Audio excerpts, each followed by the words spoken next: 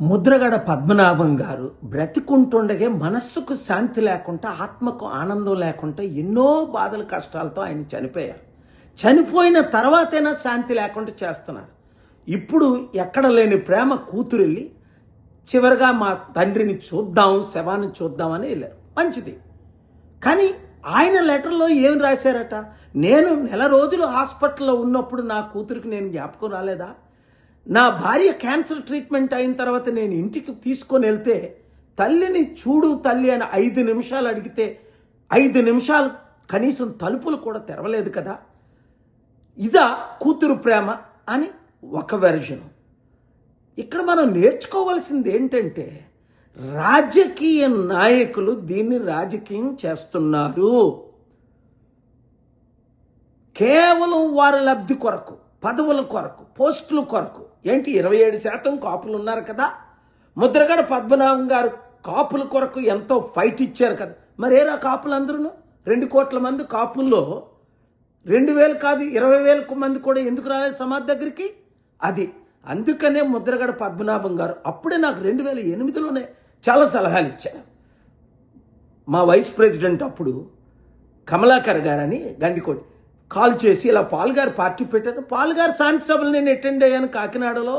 అంత గొప్ప ఆయన పార్టీ పెట్టడం చాలా మంచిది. ఆయన రాష్ట్రానికి ముఖ్యమంత్రి అయితే రాష్ట్రం బాగుపడుతుంది, దేశానికి ప్రధానమంత్రి అయితే దేశమే బాగుపడుతుంది. 200 దేశాల ద్వారా ఆయన ఇన్వెస్ట్మెంట్లు తీసుకొస్తారని చాలా ఇంటికి ఆయన గురించి నాకు అంత పరిచయం లేదు.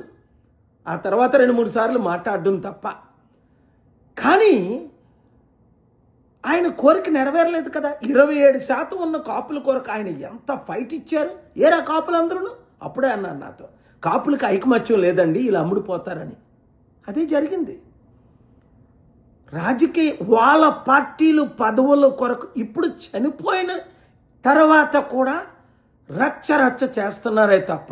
కాపులారా ఒకటి గమనించండి, ముద్రగడ పద్మనాభం కోరిక ఏంటి? 27% కాపులున్న వారు ఎందుకు ముఖ్యమంత్రి కాకూడదు?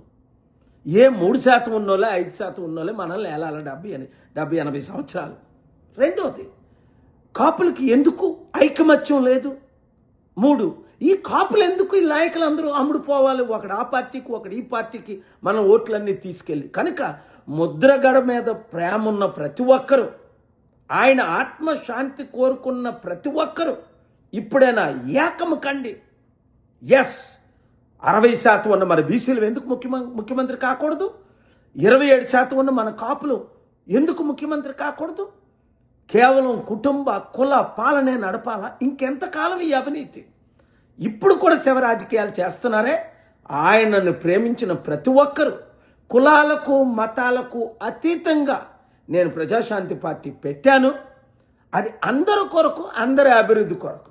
వీళ్ళు రాజకీయం చేయనివ్వకండి, ఆపండి. మన అందరం ఒకటవుదాం. ప్రజలకు అండగా, నిరుద్యోగులకు ఉద్యోగాలు, రైతులకు న్యాయం. అది ముద్రగడ గారు ఫైట్ ఇచ్చింది. ఆయన కోరికను నెరవేర్చుదాం. ఈ వీడియో అందరికీ షేర్ చేయండి. రాజకీయ నాయకులకు గుడ్ బై చెప్పండి. God bless you.